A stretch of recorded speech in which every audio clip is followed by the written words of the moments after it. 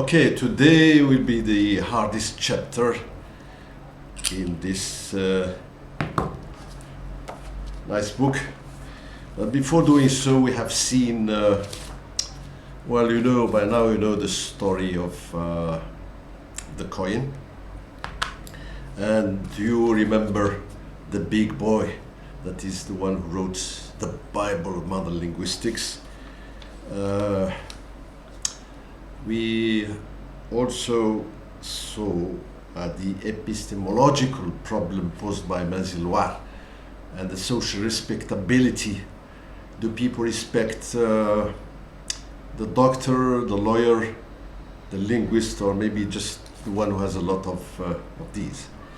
Anyway, so, and then we moved to define language, and we said that it's a tremendous semiotic system that brings to you Jesus, or carries the Atlas Mountains. So with a few sounds you shorten distances and talk about anything you like. But today it's the chapter 3 called Morphophonemics of Modern Hebrew, 1951. This was actually the master's thesis written by Chomsky, yes, in 1951 at the University of Pennsylvania. Well, first of all, I don't know much Hebrew. Bereshit bara Elohim, Eloh, the name of God in Hebrew. But let me try. I know some morphology in Arabic, thanks to Mr. Abdul Rahman بفعل الفعل التجريدي, or what Mr. Ismail has done, beautiful morphology of Arabic. But as far as Hebrew and Mr. Chomsky, it's quite mathematical. If you don't know the difference between x to x divided by 2, then I think you wouldn't be able to understand it. I'm not as intelligent as Mr. Chomsky, but maybe you are intelligent. So, in this morphophonemics of modern Hebrew, it is considered by many as a landmark study in the linguistic generative phonology, which provides not only an analysis of morphophonemics, but of the entire grammar of modern Hebrew, from syntax to phonology. That is, phonology is a study of sounds, and morphology is the study of the structure of the word. And here you have to draw a distinction between concatenative and non-concatenative morphology, as Khalid Touzani, may God have mercy on his soul, used to draw. Concatenative languages are languages like English, in which you put words and morphemes together. So you would say, for instance, she was married. You have 4 items. Whereas in Arabic and Hebrew, I suppose, because these are 2 sister languages, you would say تزوجت. You combine. It's café crème. Okay, so Mr. Chomsky moves to something, many rules. The fundamental question about any grammar, aside from that of its adequacy in describing the facts, is the question, why is it constructed in this particular way? And then he states many numbers. Now he comes to number 49. He says, whereas the syntactic statement will be skeletal and incomplete, it is intended merely as an indication of the framework into which the detailed morphological statements fit. Okay, here he gives many mathematical formulas, puzzling.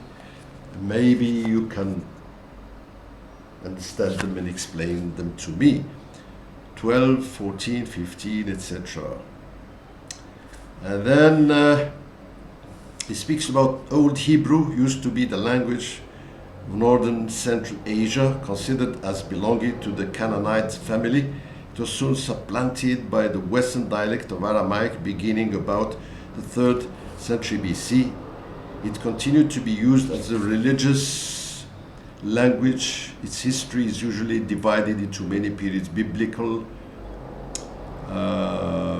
3rd century BC, the language of the Old Testament, together with the Mishnah collection of Jewish traditions, medieval Hebrew, and then which borrowed from many languages, essentially Arabic, and modern Hebrew. So you have 3 types of Hebrew, but you have also this cognate language, that sister language of Hebrew, which is Arabic, which may clarify this issue.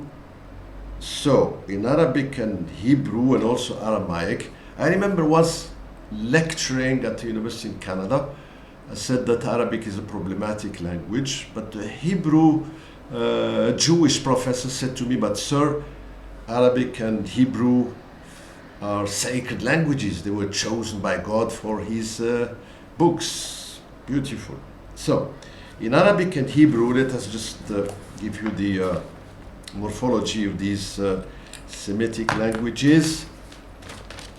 Unlike English, German, etc., you have 3 roots: C, C, C, C. C, C, C, C, right. And then you have melodies of vowels. For instance, A, A. So for instance, you have these 2 vowels and these 3 consonants. And suppose the consonants chose were respectively K, T, and Ba. And if you insert these 2 vowels, what does it give you? If you insert the A between the T and the B, it's a little bit confusing. Anyway, so this shows you the morphology of Arabic and Hebrew. They combine things together. It's a morphophonological process. Whereas in English, together with Maurice Halley in his Sound Pattern of English, 1968, there is much concern with the stress assignment in English and very little morphology.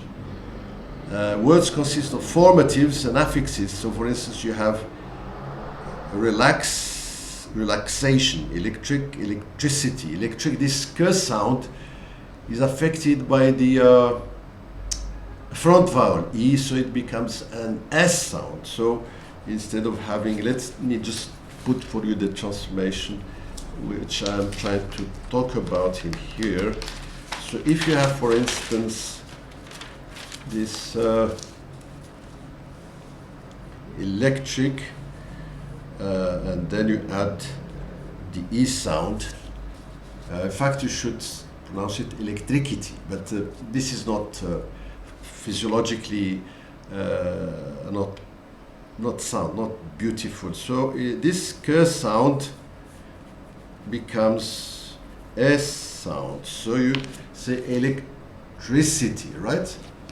Well, I'm sorry, this is very hard, as I told you, because it's about Hebrew. Some other students of Mr. Chomsky dealt with this phenomenon, including American John Mayling, Jomana, and Irish McCarthy. The essential is to distinguish concatenative from non-concatenative languages. In Arabic, as I said, the morphology of Arabic is beautiful. It was dealt with and taught to me by عبد الرحمن بن عبد الرحمن. بفعل الفعل ذو التجريد أو فعل ويأتي ومكسر عين أو على فعل.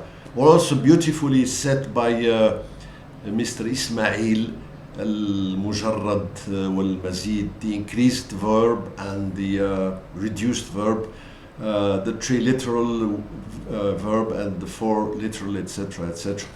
As far as Hebrew is concerned, I know at least the name of God. Bereshit bara Elohim, et shamayim ve'et haaretz. Thank you.